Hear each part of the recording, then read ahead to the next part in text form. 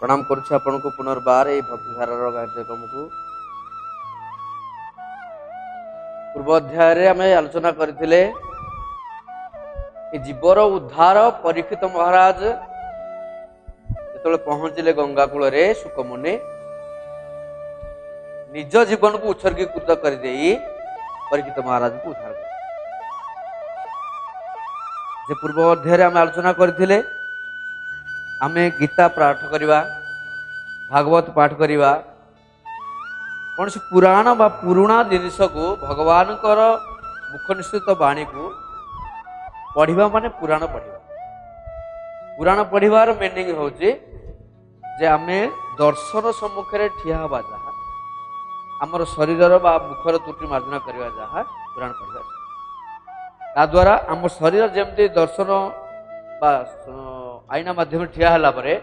जब त्रुटि मार्जना हुए हम आत्मार सद्गति निमंते पुराण भगवान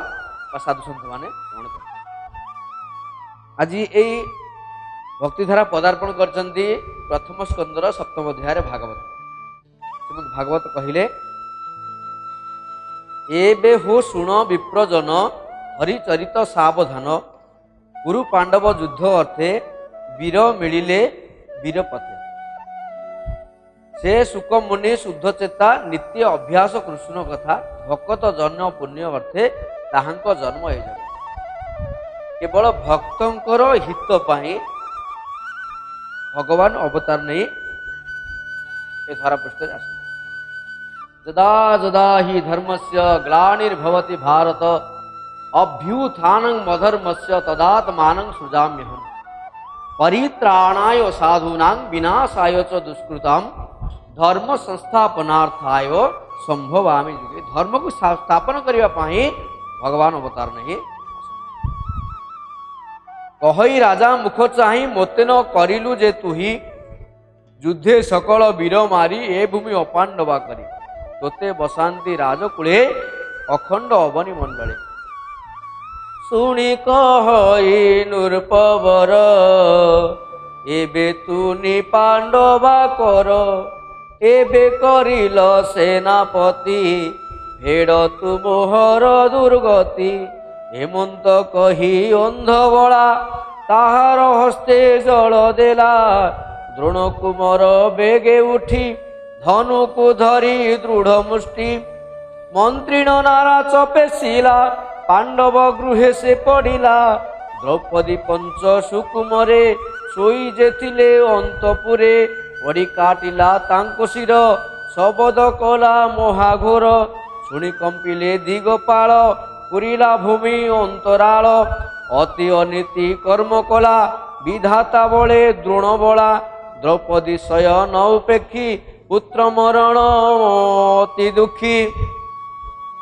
एमंते बरसा सरिला शरत ऋतु प्रकाशिला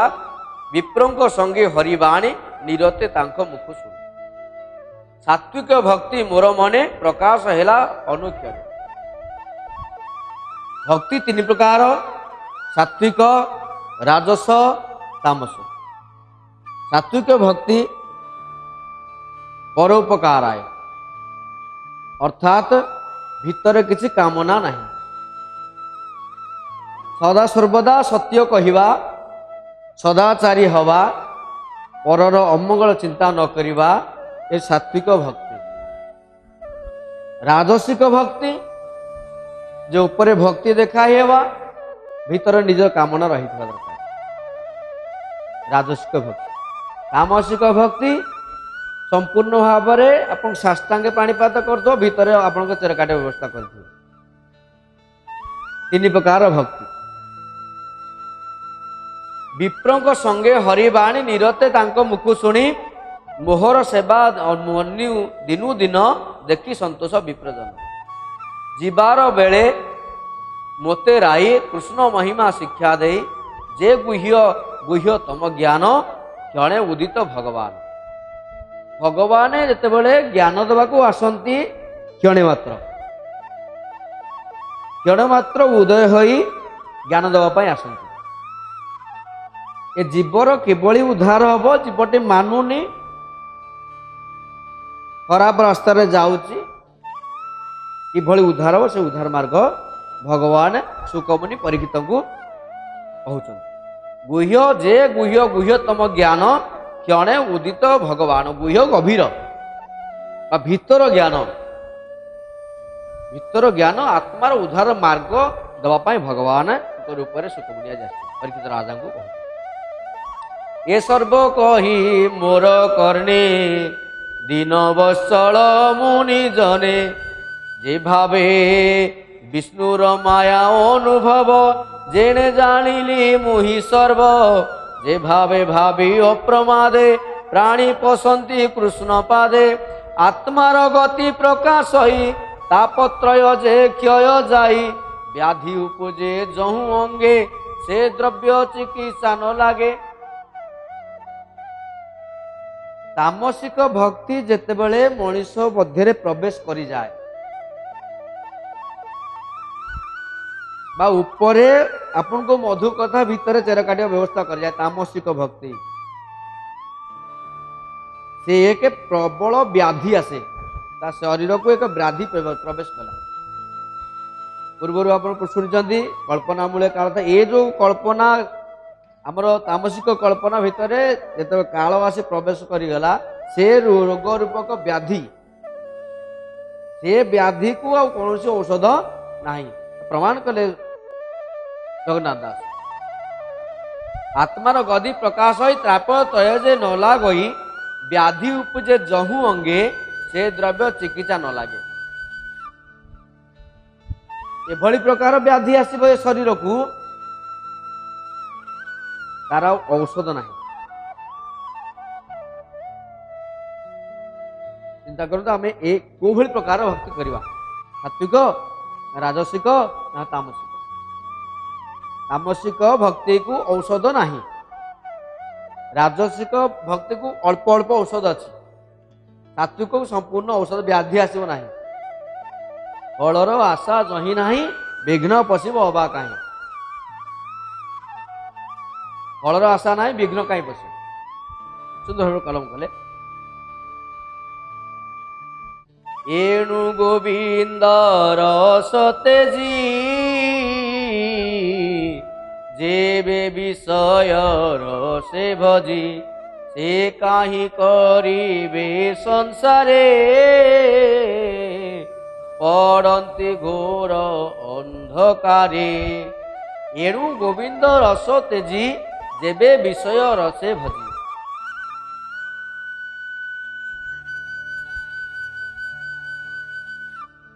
गोविंद रस जी तेज्या करे बा भगवत चिंता भगवत चिंता को जे श्रवण न करे मनन न कर चिंता न करे एणु गोविंद रसे तेजी जेबे विषय रसे भजी विषय रस भजिला तेणुकर ए विषय रस को पुणी पुनश्च आमको तलू अर्धगति जो प्राप्त होगा पड़े तेणुक ये गोविंद रस बा भगवान गुण कीर्तन बा भगवान को सुधा रस बा अमृत भगवान को अहेतुक कृपा आमको 84 लक्ष जोनि पर आमको देते भगवान आमको दया करी दुर्लभ जन्म मनुष्य जन्म आम ये मनुष्य जन्म पाई आलोचना करते जले देशने चंद्र छाई ये जीवन क्षणस्थायी नुहे जेमती आम जल चंद्र को छाई पड़े सेमती आमको जीवाई पड़ो से समय में आसे चंद्र चलीगले आम छाई जल आम छाई चिन्ह न कि आम तार भितर गोविंद रस पान करने पड़ो ये जीवन उद्धार हो एणु गोविंद रस तेजी जेबे विषय रसे भजी से कहीं करिवे संसारे पड़ती घोर अंधकारे ए भव मध्य देह धरे श्रीकृष्ण भक्ति कर्म करे ये घोर संसार आम जन्म ग्रहण करजे भगवान दया कर देछंती भगवान को कृष्ण को रामंकर गुण श्रवण करवा कीर्तन करवा ये जीवन उद्धार मार्ग सुनिश्चित भाव प्रमाण कले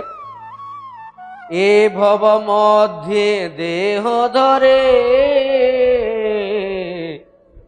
श्री कृष्ण भक्ति कर्म करे विष्णुर जेते गुणग्राम जगते अछि जेते नाम मंत्र उच्चारी स्तुति करी पूजा करती गृहे भरी से न पड़ती माया मोहे अंते प्रसन्ति हरिदेहे एमंते साधु संग मिले कृष्णर भक्ति जोग बळे अशेष दुख दूर गला से हरि मते आज्ञा देला जेतेबेले गोविंदंकर पदारविंदरे आमे निजको समर्पण होई गले भगवानंकर कृपा हैला भगवान को आया हैला आज्ञा हैला माया आमको स्पर्श कला नहीं माया किपरि स्पर्श कला नहीं ना भगवान को पदारविंदरे आमे भक्ति पूर्वक जेतेबेले निवेश करी गले मनोनिवेश करदेले आत्मनिवेदन करदेले विष्णु को माया आउ भव भय नाम लगला नहीं पुणी कलम कले कौन ना ये मंते साधु संग मिले कृष्णर भक्ति जोग बळे अशेष दुख दूर गला से हरि मोते आज्ञा देला एबे हो सुन मुनिवर हरि चरण मने धर कृष्णर गुण ग्राम जेते प्राणी को कह भागवत ए भागवत कृष्णर गुणग्राम जेते प्राणी को कह भागवत आज भगवान को कृपा होईची जतकिंचित आपण मान को कृपा होईची बोली ए चैनल माध्यम रे आज भगवान कृपा करचंदी भागवत कथा जतकिंचित ए अधम माध्यम रे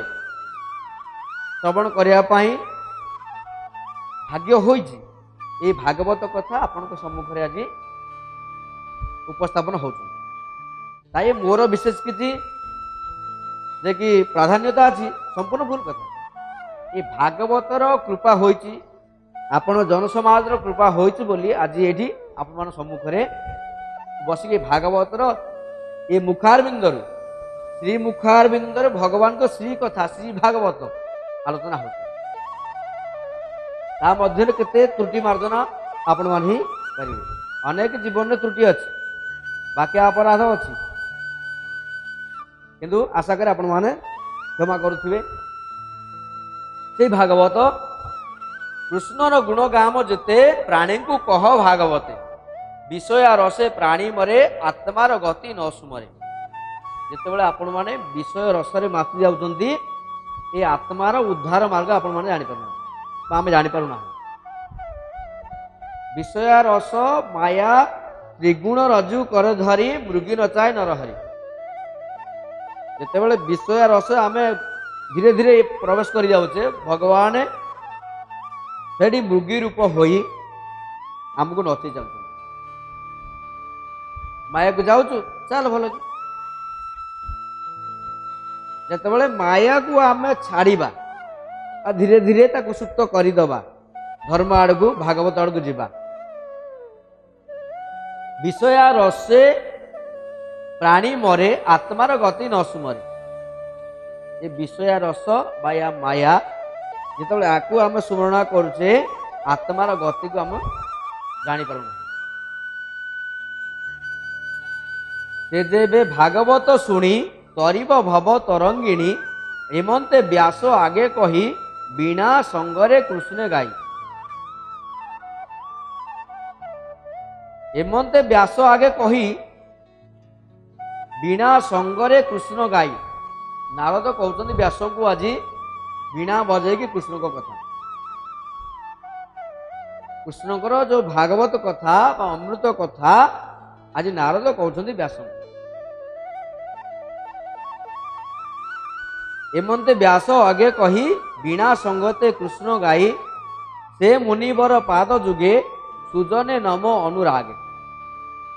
होइब भव बंध नाश कहि जगन्नाथ दास कथा कले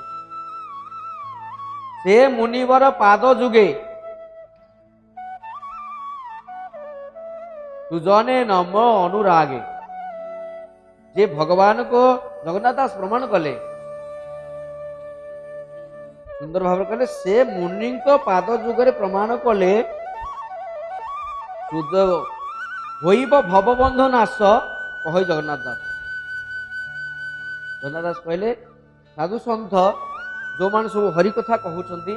सेमान भाग सुनिया पई जीवा पड़े। ये साधु सन्थ को बाणी बा शास्त्र बाणी श्रवण करिया पई पड़े। केवल आमर आत्मार सद्गति केमती हबो, आत्मार उद्धार केमती हबो, सेमाने ये शास्त्र माध्यम प्रमाण करते। ये शास्त्र को अध्ययन करिबा आमर भोजन सात्विक भोजन करिबा जहा ये शास्त्र को अध्ययन करिबा से। आमे मिठा खाइबा जहा भागवत पढ़िबा से। आमे मिठा खाइबा जहा ये गीता पढ़िबा से। तेणुकर आम जेकोसी जिनस गोटे सुस्वादु लगुच शरीर को, ये आत्मा को सुस्वादु जिनस अच्छे, आत्मार खाद्य अच्छी, ये हूँ हरि कीर्तन, प्रेम कीर्तन, भागवत, रामायण, गीता इत्यादि इत्यादि। शरीर खाद्य खाद्य भोजन, आत्मार भोजन नाम संकीर्तन, श्रवण, गुण कीर्तन। तेणुक जगन्नाथ दास सुंदर भाव में कलम कले से कहीं करिबे संसारे पड़ती घोर अंधकार। आम जेहेतु आम बर्तमान अत्यधिक विषास्त्र पशुनाश को मांस करी खाइबा कौन हम ये संसार आम तरिवार बाट ना,